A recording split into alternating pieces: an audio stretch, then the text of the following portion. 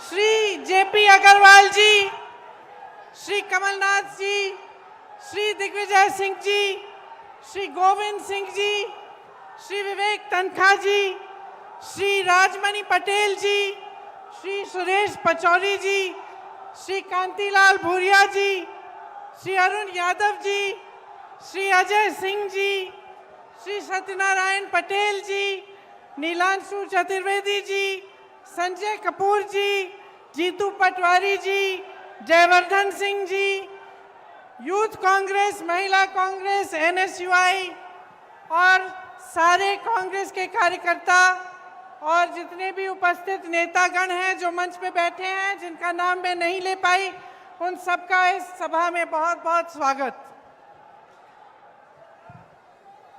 यहाँ आज महाकौशल की पावन और क्रांतिकारी धरती पर खड़े होकर मुझे बहुत गर्व हो रहा है। इस धरती ने क्रांति दूत शंकर शाह जी और रघुनाथ शाह जी जैसे महापुरुष इस देश को दिए।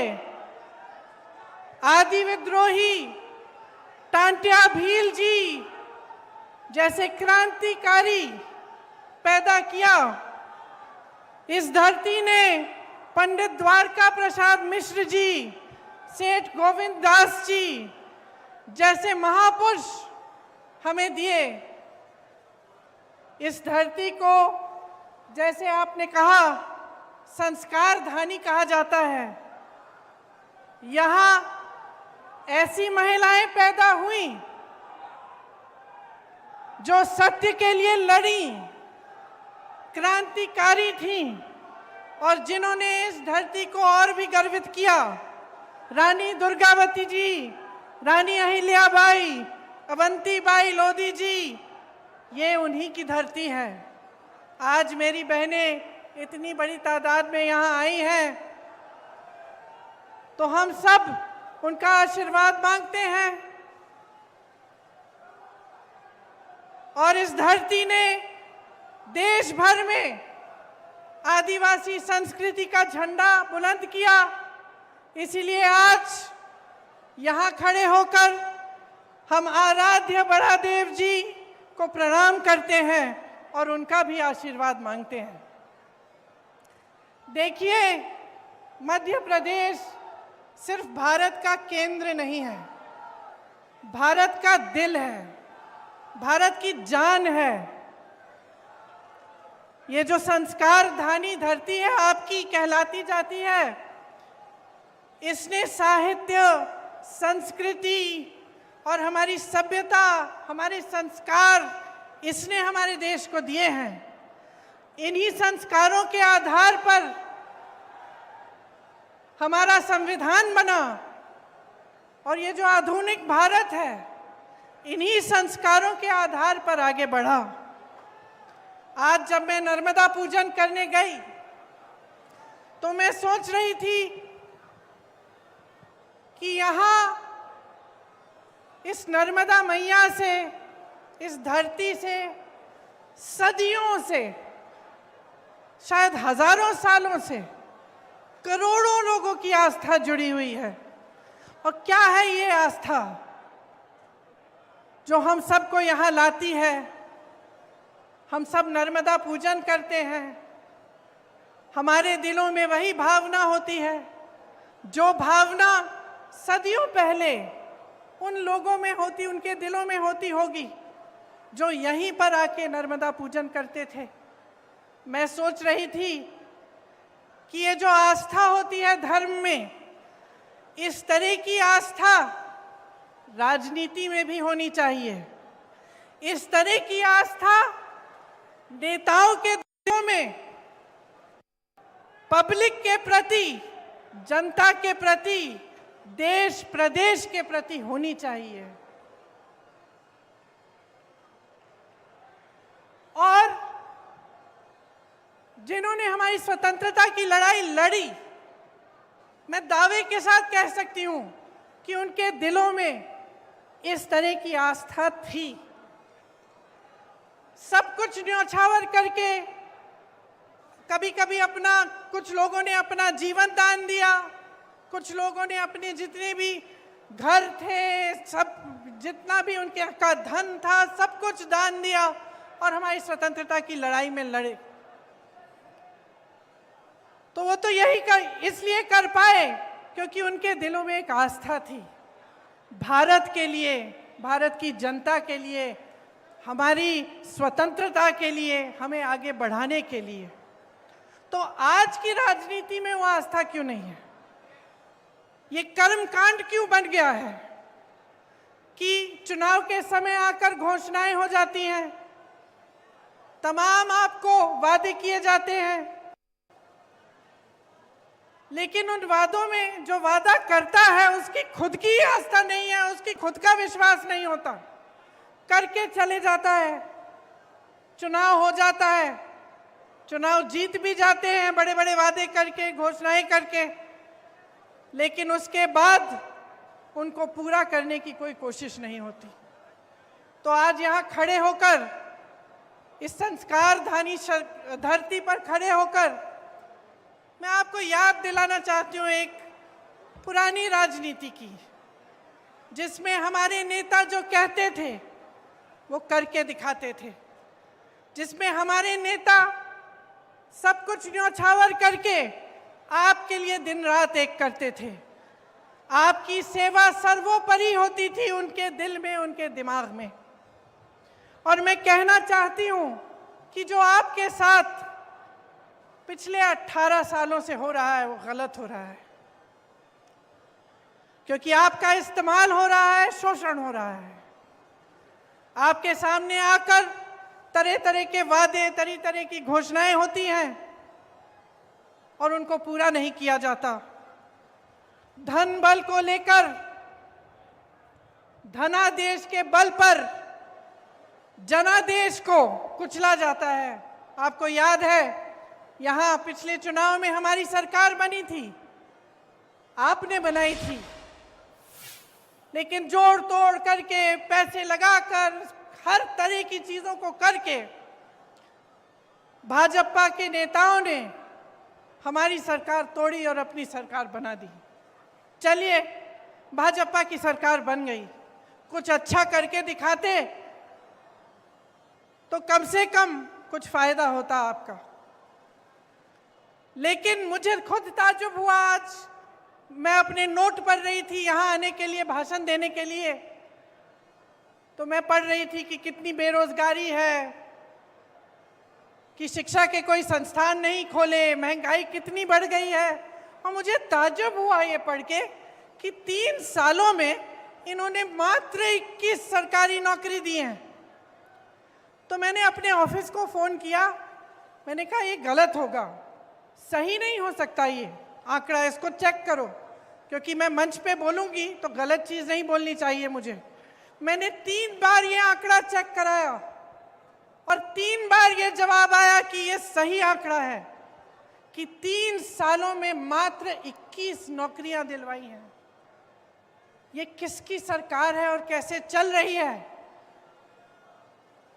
और आप अगर आज जागरूक नहीं होंगे और आप ये समझेंगे नहीं कि ये जो रिश्वत राज चलाया है इन्होंने, जिसकी वजह से जब आपको कुछ भी चाहिए होता है, चाहे आप नौकरी के लिए जाते हैं, चाहे आप छोटे से छोटे काम कराने के लिए निकलते हैं, तो आपको रिश्वत देनी पड़ती है।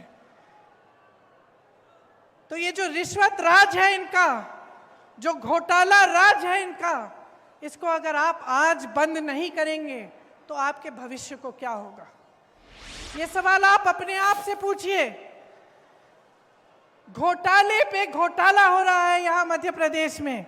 राशन का घोटाला, स्कॉलरशिप का घोटाला, व्यापम घोटाला, शिक्षक पात्रा भर्ती घोटाला, पुलिस भर्ती का घोटाला, खनन घोटाला, कोरोना घोटाला, बिजली विभाग का घोटाला, ई टेंडर का घोटाला, टीवी सेट वितरण का घोटाला।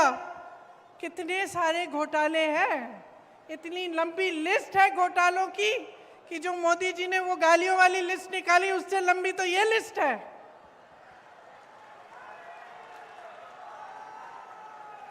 इन्होंने नर्मदा मैया को नहीं छोड़ा, खनन करा रहे हैं वहां, महाकाल के कॉरिडोर को नहीं छोड़ा। एक पुजारी जी है महाकाल के, मेरा उनसे संपर्क है, उन्होंने मुझे वीडियो भेजा कि तेज हवा चल रही है और जितनी इमारतें इन्होंने बनाई हैं सारी गिर रही हैं, क्योंकि उसमें भी घोटाला किया, उसमें भी किसी ने पैसे खाए हैं। तो कहाँ रुकेंगे ये लोग? और जो आपकी संस्कृति है, जो यहाँ के संस्कार हैं, उनका आप याद कब दिलाएंगे नेताओं को? ये मैं आपसे पूछना चाहती हूँ। 220 महीनों के शासन में 225 घोटाले किए हैं इन्होंने, तकरीबन हर महीने एक नया घोटाला कर रहे हैं। इससे आपके जीवन पर क्या असर पड़ता है, कभी आपने सोचा है? हम सब कहते हैं, टीवी पे देख लेते हैं कि चलो घोटाला हो रहा है, कोई पैसे कमा रहा है, कहीं पे कोई नेता अपना बड़ा बड़ा महल बना रहा है, तो हम ये भी सोच सकते हैं भाई हमारा क्या, वो कमा रहा है, ठीक है कमा रहा है। लेकिन इसका बहुत बड़ा असर आप पे पड़ता है।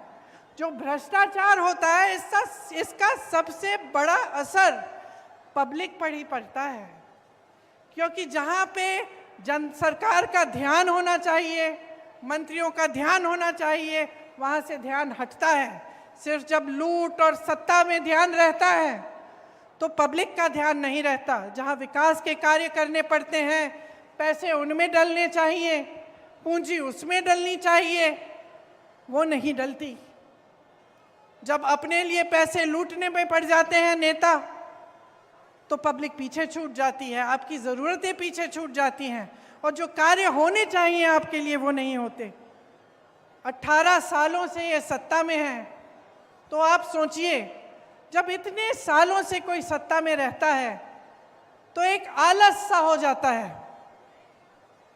वो सोचता है कि वो कभी सत्ता छोड़ने वाला नहीं है, कि वो निकलेगा नहीं सत्ता से, और ये इनके व्यवहार में स्पष्ट दिखने लगा है। जैसे कुछ दिनों पहले यहाँ आकर उन्होंने एक महिलाओं के लिए एक अनाउंसमेंट की, तो इसलिए की क्योंकि 6 महीने में चुनाव आ रहा है।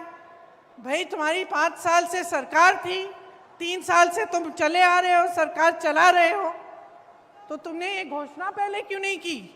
इस समय करने की क्या जरूरत है?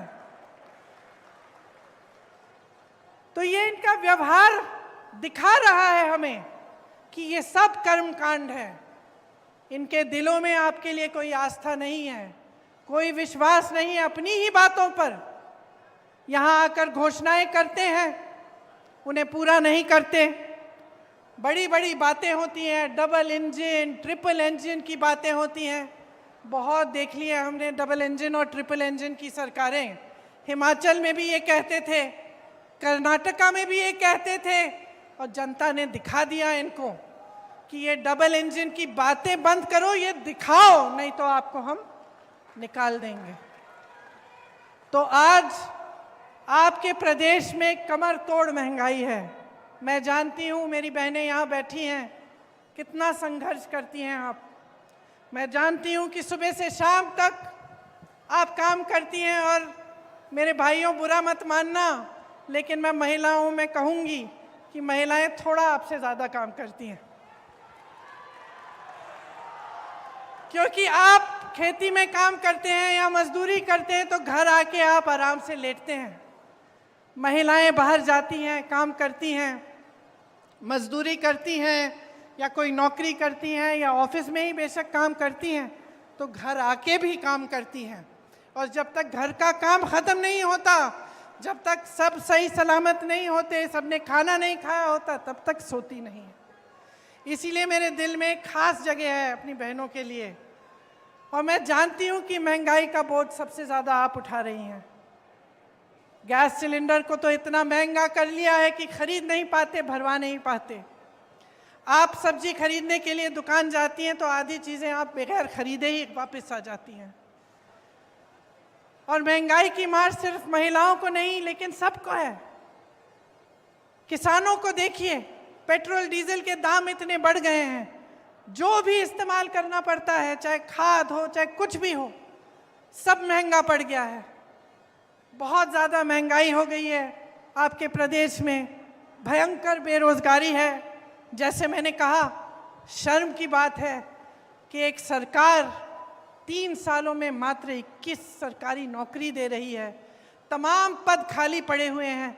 हमारे नौजवान भाई बहन मेहनत करते हैं, पढ़ाई करते हैं भर्ती के इम्तिहानों के लिए, कुछ ना कुछ हो जाता है, घोटाला हो जाता है, कुछ ना कुछ लीक हो जाता है पेपर, कोई गड़बड़ हो जाती है, जितने पैसे उनके माँ बाप ने खर्चे उनके फीस पे सब बर्बाद हो जाते हैं, जितने महीने उन्होंने पढ़ाई की वो सब बर्बाद हो जाते हैं। पेपर देते हैं, पेपर का कोई नतीजा नहीं निकलता, कोई नौकरी नहीं मिलती, पद खाली पड़े हैं, नौजवान खाली पड़े हैं, लेकिन सरकार कुछ कर नहीं रही है। आदिवासियों की दुर्दशा हो गई है आपके प्रदेश में। आपको याद होगा कि इंदिरा जी कितना काम करती थी आदिवासियों के लिए, पिछड़े वर्गों के लिए, और आज आपकी दुर्दशा है। अत्याचार बढ़ रहे हैं, चाहे बुजुर्गों पे, चाहे बच्चों पे, चाहे आदिवासियों पे, चाहे दलितों पे। तो तमाम जो जितने भी आंकड़े हैं, जो सब कुछ दिखा रहा है आपको, जो आप अपने अनुभव से आप देख रहे हैं अपने जीवन में, वो कुछ कह रहा है। और मीडिया, इश्तिहार, बड़े बड़े पोस्टर, बड़ी बड़ी होर्डिंग कुछ और कह रहे हैं। मुझे एक कहानी याद आई। एक किसान था, बहुत मेहनत करता था बेचारा, कड़ी धूप में जाकर खेती करता था, लेकिन उसकी एक आदत थी, सुबह निकलने से पहले छोटा सा पुराना टीवी था उसका, टीवी में वो खबर देख लेता था। तो एक दिन बड़ी धूप थी, खबर में आया कि बारिश आने वाली है, तो उसने कहा चलो आज सिंचाई नहीं करेंगे, आज तो खूब बारिश आएगी। निकला काम के लिए, पूरे दिन धूप रही, बारिश नहीं आई। उसने सोचा चलो खबर गलत होगी, कल सिंचाई कर लेंगे, घर आ गया। अगले दिन फिर निकला, फिर खबर देख ली, फिर खबर में आया कि बारिश आने वाली है, फिर उसने सिंचाई नहीं की। ऐसे 5, 6, 7 दिन गुजर गए और वो इसी इंतज़ार में रहा कि भाई आज बारिश आएगी। बारिश नहीं आई, खेती एकदम सूख गई। घर आके रोने लगा, तो फिर रोने लगा, अपने गुरुजी के पास गया कि भाई मैं तो इंतज़ार कर रहा था, मेरा सारा खेत सूख गया, मैं क्या करूं। तो उसके गुरुजी ने उसको कहा, ये मूर्ख, तुमने अपने अनुभव से नहीं देखा क्या हो रहा था, तुम्हारे सामने तुम्हारा खेत सूख रहा है और तुम इंतजार कर रहे हो कि बारिश आएगा क्योंकि खबर ने कह दिया। तो यही तो हो रहा है आज देश में, प्रदेश में। महंगाई बढ़ गई, बेरोजगारी बढ़ गई, अत्याचार बढ़ रहे हैं, आपस में फूट बढ़ रहा है, और आपको बताया जा रहा है कि कोई सुनहरा दौर चल रहा है। आप गैस का सिलेंडर खरीद नहीं सकते, आपके बच्चों को नौकरी नहीं मिल रही है, शिक्षा का एक नया संस्थान नहीं बनाया गया, सड़कें आपकी पुरानी पड़ी हुई हैं, कोई व्यवस्था नहीं है, खाद की व्यवस्था नहीं है, पानी की व्यवस्था नहीं है, लेकिन आपको बताया जा रहा है कि बारिश आने वाली है। आपको बताया जा रहा है कि सुनहरा दौर है। मोदी जी G20 कर रहे हैं, हमें बहुत गर्व होना चाहिए अपने देश पे, लेकिन आपके सामने, आपकी आंखों के सामने क्या हो रहा है उसके प्रति आप जागरूक कब होंगे? आप कब देखेंगे कि इन 3 सालों में इस भाजपा की सरकार ने आपके लिए क्या किया? यहाँ पे जितने भी नौजवान हैं, हाथ उठा के मुझे बताओ कितनों को नौकरी मिली है। अगर उन 21 बच्चों में से एक है तो हाथ उठा लो भाई, उठाओ। नहीं मिली, नहीं मिली नौकरी किसी को। आप एक जना हाथ उठा के बता दें मुझे कि क्या आपका जीवन सुधरा है? 3 सालों में तरक्की हुई है आपकी? आप ये मुझे बता दीजिए कि महंगाई बढ़ी है कि घटी है? बढ़ी है ना। किसान इस देश की रीढ़ की हड्डी है, ये देश किसानों ने बनाया है। ये जितने भी जवान यहाँ खड़े होते हैं, जो हमारी सरहद पे खड़े होकर हमारी रक्षा करते हैं, किसान के बेटे हैं। किसान के लिए सरकार ने कुछ नहीं किया। फसल का दाम नहीं मिलता, गेहूं, धान, सोयाबीन, सब्जियों का दाम नहीं मिलता। 4,000 करोड़ का घोटाला तो इन्होंने अपने ओलावृष्टि के फसलों में, जब फसल बर्बाद हुई थी तो जो आपको मुआवजा मिलना था उसमें इन्होंने 4,000 करोड़ का घोटाला कर डाला। किसान को मुआवजा नहीं मिला, इन्होंने फर्जी मुआवजे बांट दिए। तो देखिए, चाहे किसान हो, चाहे मेरी आदिवासी बहन भाई हो, जिनके खिलाफ अत्याचार बढ़ रहा है, जिनको कोंदो, कुटकी और अन्य उपज का दाम नहीं मिलता, जिनको वन अधिकार नहीं मिलता, चाहे मेरी बहनें हो, चाहे प्रदेश के नौजवान हो, किसी के लिए कुछ नहीं हो रहा है। ये सरकार चली है तो घोटालों के लिए चली है, भ्रष्टाचार करने के लिए चली है, और जैसे हमने भाजपा के नेताओं को पूरे देश भर में देखा है, सत्ता के लिए कुछ भी कर डालेंगे। मुझे अफसोस है कि मध्य प्रदेश के हमारे भी कुछ ऐसे नेता थे जो सत्ता की वजह से छोड़ के चले गए, अपनी विचारधारा भूल गए। तो अब देखिए, आपके प्रदेश के मुख्यमंत्री घोषणावीर जी हैं। 18 सालों में इन्होंने 22,000 घोषणाएं की। अगर 22,000 नौकरियां ही दिलवा देते तो कुछ फायदा होता है इनका, लेकिन इन्होंने कुछ नहीं किया। जितनी घोषणाएं की उनमें से 1% शायद पूरी होंगी। तो सच्चाई आपके सामने है। ये जबलपुर शहर है, आप सब जानते हैं, देश प्रदेश चलाने के लिए देखिए एक विजन चाहिए होता है, एक नजरिया होना चाहिए, एक इच्छा होनी चाहिए निर्माण करवाने की। इस शहर में जितने काम कराए गए थे, जो कांग्रेस की सरकारों ने कराए, वो एक नजरिए के साथ कराए, आपके विकास को लाने के लिए। जवाहरलाल नेहरू जी, उन्होंने देश में IIT जैसे बड़े संस्थान बनाए। इंदिरा जी ने हरित क्रांति कराई। राजीव जी ने आधुनिक भारत के लिए काम किया। मनमोहन सिंह जी ने बहुत काम किया भारत को आगे बढ़ाने के लिए। एक नज़रिया था उनके दिल में, उनके मन में एक नज़रिया था कि देश को कैसे आगे बढ़ाना है। आज जो हम काम कर रहे हैं उसका 15-20 सालों में, 25 सालों में क्या असर पड़ेगा। तो जबलपुर एक ऐसी शहर है जो उस नज़रिए को लेकर उसका निर्माण हुआ। यहाँ पर ऑर्डिनेंस फैक्ट्रीज होती थी, आज बंद होने के कगार पे हैं। सरकारी कर्मचारियों का यहाँ पे बहुत सारे सरकारी कर्मचारी हैं, आर्मी के लोग हैं, रेलवेज में काम करने वाले लोग हैं, प्रबुद्ध जीव हैं बहुत सारे जबलपुर में। और आज देखिए कि आपके जबलपुर का क्या हाल है। सरकारी नौकरियां जो हैं उनका क्या हाल है।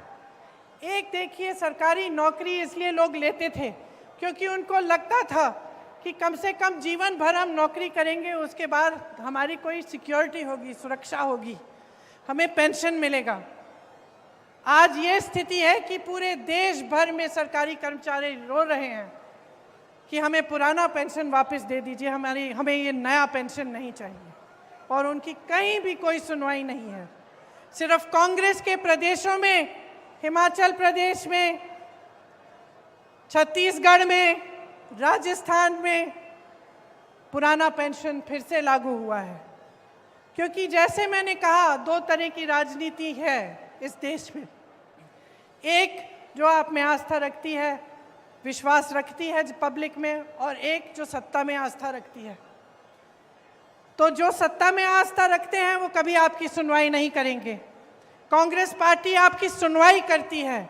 जहां जहां हमारी सरकारें हैं, आप खुद देखिए और खुद आकलन करिए कि जो कहा है वो किया है कि नहीं। अभी अभी कर्नाटका में सरकार बनी है, 5 गारंटी दिए थे, 5 के 5 गारंटी कैबिनेट में पास हुए हैं। राजस्थान में पुराना पेंशन लागू है, तमाम ऐसी स्कीमें हैं जिनका वादा चुनाव में किया था, आज लागू हो रही हैं। यहाँ बगल में छत्तीसगढ़ है, छत्तीसगढ़ में सबसे ज़्यादा किसानों को धान का दाम मिल रहा है पूरे देश भर में। छत्तीसगढ़ में भी पुरानी पेंशन लागू है। आप हिमाचल को देखिए, जो वादे किए वो पूरे करने जा रहे हैं। इसीलिए मैं आग्रह करती हूँ कि आप जागरूक बनिए और जो सच्चाई है उसको पहचानिए। आपके सामने जो हो रहा है, आप जीवन में जो संघर्ष कर रहे हैं, वो संघर्ष बढ़ रहा है, इसको समझिए और ये देखिए कि कांग्रेस पार्टी के नेता, कांग्रेस पार्टी की सरकारें अपने प्रदेशों में क्या कर रही हैं। और आपको खुद समझ में आ जाएगा कि जब कांग्रेस की सरकार मध्य प्रदेश में आई थी, जिससे पहले कि भाजपा ने उसको गिराकर ये सरकार बनाई, तब उन्हीं 1.5 सालों में कितना काम किया गया। 27 लाख किसानों का 11,600 करोड़ कर्ज माफ किया उन 1.5 सालों में। सामाजिक सुरक्षा पेंशन को 300 रुपये से 600 रुपये तक बढ़ाया गया था। 1 करोड़ परिवारों को 100 रुपये में 100 यूनिट बिजली योजना का फायदा हुआ था। 1000 गौशालाओं का निर्माण हुआ था। आदिवासियों के लिए 12,000 बर्तन बैंक बनाए गए थे। ये सब काम 1.5 साल में कांग्रेस की सरकार ने किया और आज भी ऐसे ही काम कांग्रेस की सरकारें जहां जहां उनकी सरकार है वहां पे कर रही हैं।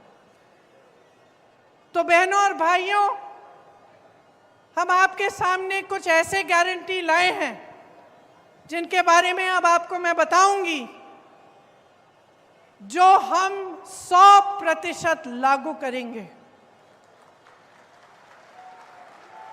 ये मेरा वादा है आपको। यही वादा मैंने कर्नाटका में किया, यही वादा कर्नाटका के नेताओं ने किया, राहुल गांधी जी ने किया और कर्नाटका की सरकार बनते ही उस कैबिनेट ने पास किया हुआ है। हर महीने महिलाओं को 1500 रुपये प्रति माह दिलवाया जाएगा। गैस का सिलेंडर 1000 रुपये का नहीं, 500 रुपये का आपको मिलेगा।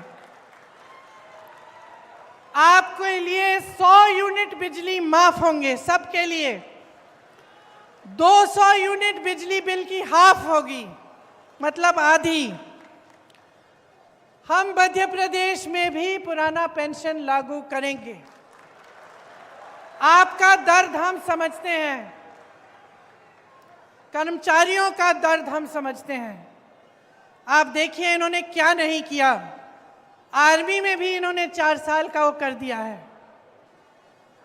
कर्मचारियों का पेंशन कटवा दिया है। तो हम कह रहे हैं कि सरकारी कर्मचारी सारे सुन लें, पुरानी पेंशन लागू होगी। जो किसान कर्ज माफ करने का काम हमने शुरू किया था उसको पूरा करेंगे और जो बचे हुए किसान हैं उनका ऋण माफ किया जाएगा।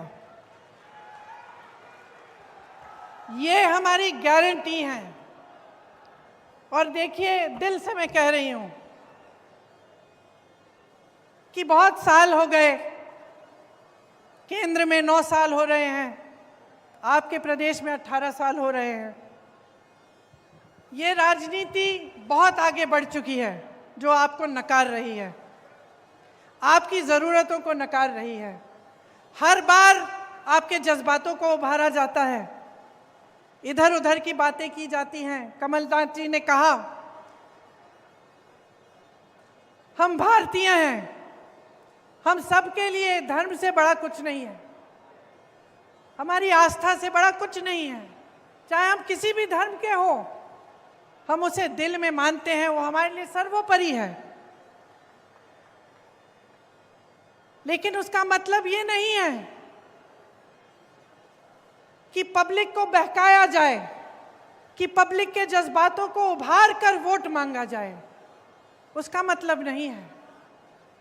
और अगर नेता ऐसा कर रहा है या एक राजनीतिक दल बार बार ऐसा कर रहा है कि चुनाव का समय आया, आपके जज्बात उभार दिए, आपकी काम की बात नहीं की, तो आप उनकी आदत बिगाड़ रहे हो। वो तो है ही बिगड़े, क्योंकि आपको बार बार जज्बातों पर उकसा रहे हैं, लेकिन आपका काम नहीं कर रहे हैं। लेकिन आप बिगाड़ रहे हो क्योंकि आप बुरी आदत डलवा रहे हो। उस नेता को कभी ये एहसास नहीं होगा कि अगर वो आपका काम नहीं करेगा तो उसको सत्ता छोड़नी पड़ेगी। समझ रहे हैं आप मेरी बात? आपको समझाना पड़ेगा, दिखाना पड़ेगा नेताओं को, और उसमें हम सब शामिल हैं कि अगर हम आपका काम नहीं करें और चुनाव के समय आपके जज्बात उभारने की बात कर लें, या आपको किसी जैसे आप जज्बाती मामले पे आपको उकसा दें और फिर उसके बल पर आपके वोट लेके सत्ता में बैठ जाएं, लेकिन फिर आपकी बिजली हम ना दिलवाएं, आपका विकास हम ना करवाएं, आपकी सड़कें ठीक नहीं हो रही हैं, आपके बच्चों के लिए शिक्षा के मौके नहीं दिलवा रहे हैं, नौजवानों को रोजगार नहीं दिलवा रहे हैं, और सिर्फ सत्ता के मजे ले रहे हैं, तो आपको सबक सिखाना पड़ेगा।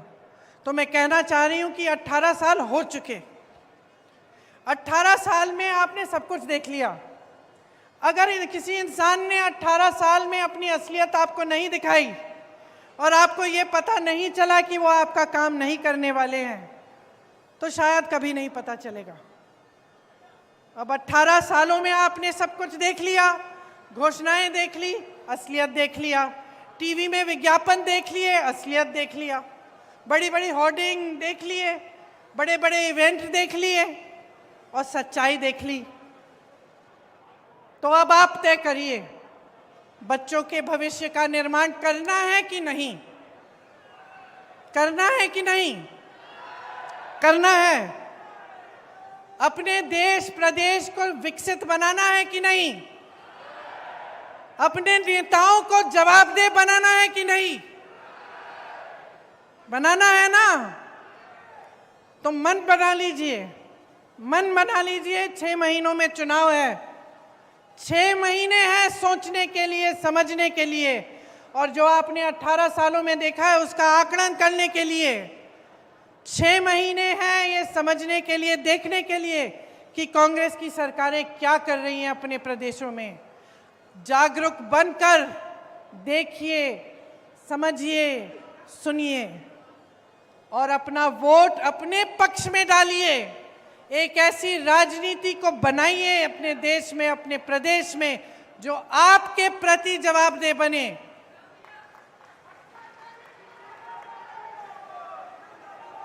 बहुत हो गया ये भ्रष्टाचार, आपको गुमराह करने का बहुत काम हो गया।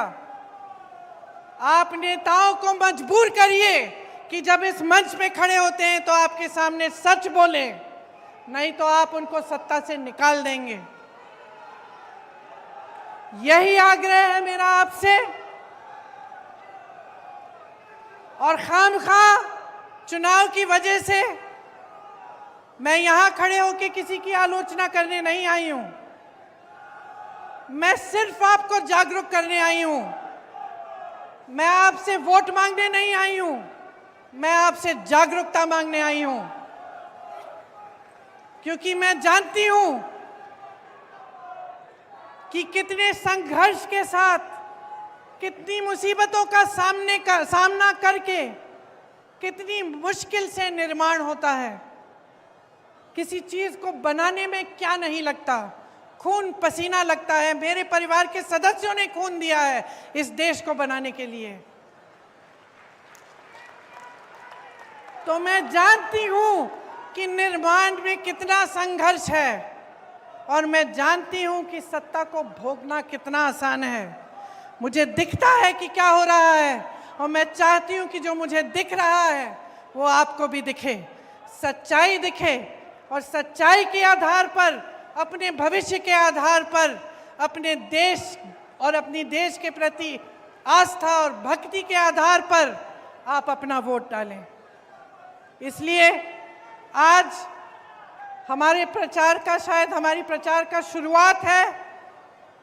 मैं बहुत सौभाग्य की बात मानती हूं कि ये शुरुआत नर्मदा मैया के तट पर हुआ।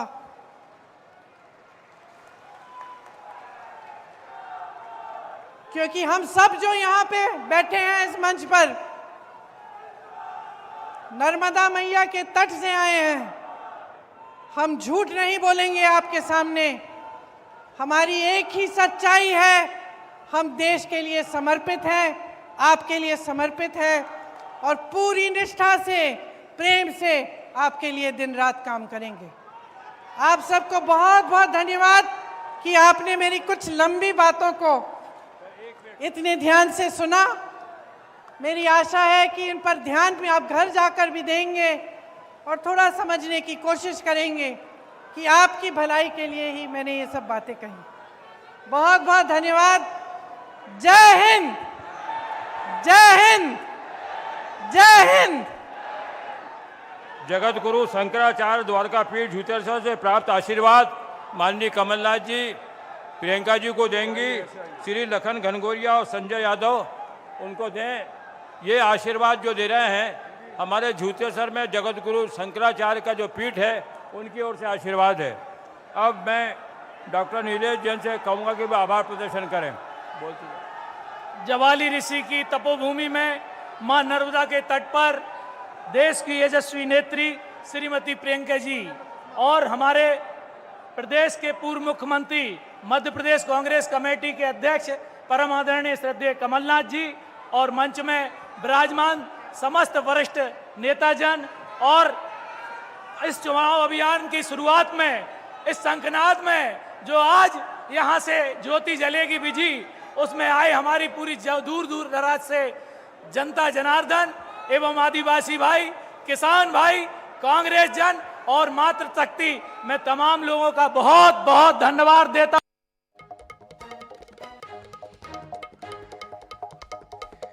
तो प्रियंका की बड़ी बातें, ये जो आप देख रहे हैं ग्राफिक्स के माध्यम से टीवी स्क्रीन पर, जहां पर संबोधित कर रही थी एक आम सभा को प्रियंका गांधी। उन्होंने कहा कि 200 यूनिट बिजली हाफ होगी, मध्य प्रदेश में ओपीएस लागू होगा, यानी पुरानी पेंशन योजना।